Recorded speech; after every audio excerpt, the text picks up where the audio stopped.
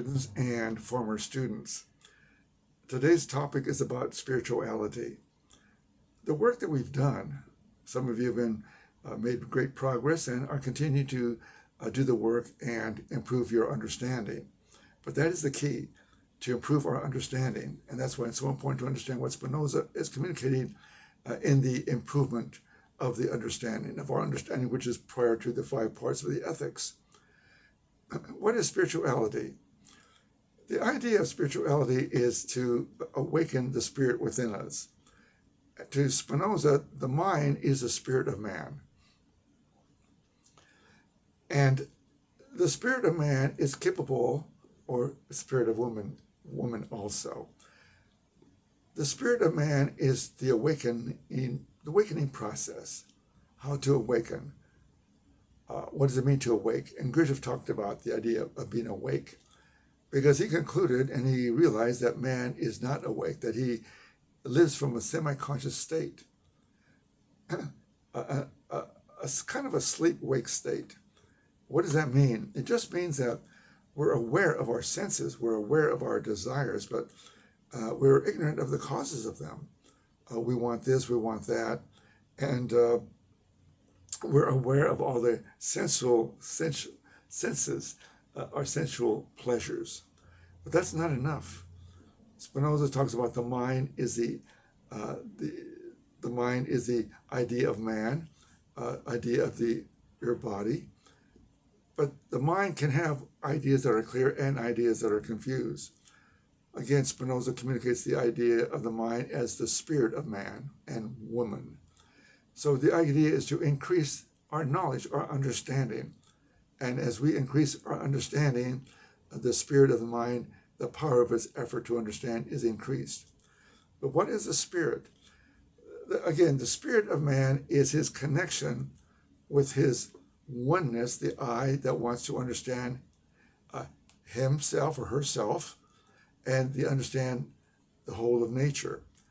The whole of nature means, as Spinoza would say, God. To Spinoza, God and nature are synonymous. And so we want to improve our nature first, to understand our nature, and as we do that, we begin to understand God's nature. Well, what is God's nature? The laws of nature are expressed in hearsay information. It's expressed in the law of necessity, the law of cause and effect, the law of inertia, the law of self-preservation. Now, these laws direct all of mankind, all living species. This is a force of nature. And so God is nature. God is not an anthropomorphic being or a personal God. God is a being of infinite attributes. And it's interesting that if you have been exposed to Jesus, this man called Jesus, I see Jesus as a man, and likewise Spinoza saw Jesus as a man. But this man was very unusual. He had a deep intuitive nature. He understood himself, human nature, and the nature of God. So he was able to communicate with God, mind to mind. What does that mean? That his mind was an awakened state of being. And this is the direction that we're going in this group. The whole ethics is about how to improve our understanding, to know thyself, and to know God's nature. So the parts of the ethics is about God, about the mind, about human emotions, about human bondage, and human freedom. It's very difficult, as you know, and you've attempted, those who've been with me or former students, you know how difficult it is to understand Spinoza. If you can begin to do it on your own, great. I hope the best for you. You will make progress if you put in the effort and the time. I was with my teacher for over 20 years, and after that, I depended on my teacher to help me understand Spinoza's ethics, his ideas. But on my own, I had to learn how to study Spinoza, and it took me another 20 years to do that. So, what is the spirit of the man? Is the mind. An awakened spirit is what we want to come to, as Gurdjieff would talk about the awakened state. And however, as the awakened mind begins to apply its endeavor to understand, it will take the parables and in the Bible and understand deeply what is this man communicating, the idea, say in Matthew chapter 6, verse 19. He says that that you cannot serve two masters. Yet you will love one and hate the other, or embrace one and reject the other. You cannot serve two objects that you love equally. One has to be precedent over the other. And Spinoza, his whole quest was to improve his understanding, so therefore he can connect with this being called God. Now, all of us were brought into an environment and we're educated into the belief what is going to make us happy. The material things, being famous, being rich, having a relationship, having a family, having a home, having a job, having an education, all those are good things, but they're not the source of happiness.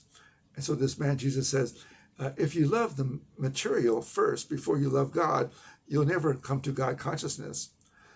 However, if you embrace God or the spirit of the mind to come to improve your understanding, everything else will be added. Everything else will be added. So as you begin to understand your nature, and that becomes a priority, and the idea of embracing this object called God is a possibility that you will live in eternal life. If you only embrace the body, if you only are aware of the body, and the body ceases to exist, your mind will also cease to exist, because your mind is identified with the body. The first love is the body, and that's our first birth. Our second birth, as Spinoza describes or explains, is we begin to embrace this other object. See, we love our first birth is loving our body and all our sensual experiences, our instincts, and our desires. However, there's a second birth that is related to the spirit of the mind that comes to clear thinking, clear ideas of this object. But to know this object, we first must learn about ourselves, our desires, learn about our emotions, learn how our emotions are triggered and what triggers them. As you begin to embrace your emotions and understand them, the mind becomes to come to an awakened conscious state, and that's our second birth. So journaling is the process of coming to a second birth, and the second birth again is to knowledge oneself, to know thyself, and also you begin to learn about this other object. The object is called God or nature. And so, as Spinoza says this, it's so beautiful how he expresses this. Excuse me for a minute, I had to leave the screen. Here I am. And he talks about, in the short treatise, it's so beautiful. And this is what he says. If only we consider attentively what the soul is. The soul and the mind is a spirit, or the soul is a spirit of man and woman, and whence its change and duration originate, then we shall easily see whether it is mortal or immortal. Now, we have said that the soul is an idea which is in the thinking thing. So the soul is the spirit of the mind, the thinking thing, arising from the reality of a thing which exists in nature. So we exist in nature. We are part of nature. Whence it follows that according to the duration and change of the thing, so must be the duration and change of the soul. So he's talking about the soul of the mind is a thinking thing. So if the object that we love has a duration or time element, it lives and it dies, or it wears out. You might love a car, brand new, then over time, that object turns to rust. And so you're not so attracted to that object anymore, or you're so in love. But you know what happens to love? The first couple of years, it's great. And then after it kind of get routine, redundant, it's not so exciting.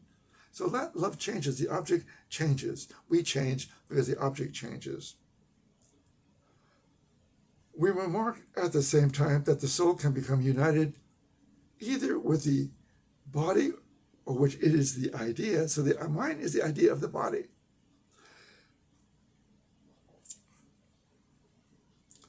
or with God. Again, we remarked at the same time that the soul or the mind can become united either with the body, which is the first birth, which is the idea, or with God, without whom it can neither be or be known. And so this is what we want to learn, that just because you are a physical thing, you're more than a physical thing. You come from, as you see, you're aware that you were born from your parents. Your parents are genetically, you're part of genetically your body's genetically a part of your parents. But there's another birth. There's another part of you that is the idea, which isn't from your birth, from your parents. Your body is, the physical part is from your parents. But the clear thinking mind is not from your parents. It's from another source. Again, from this, then can easily be seen that if it is united with the body alone, and that body happens to perish, then it must perish also. But if it becomes united with some other thing, which is it remains unchangeable, then on the contrary, it must also remain unchangeable. Meaning that when your mind is united with this object that is unchangeable, your mind will become everlasting. That's hard to fathom, isn't it? But that's a goal that we're going to come to, that we want to come to. The more you love yourself, the more you endeavor to understand yourself, your life can become eternal. Not your body, but your mind. That's it for now.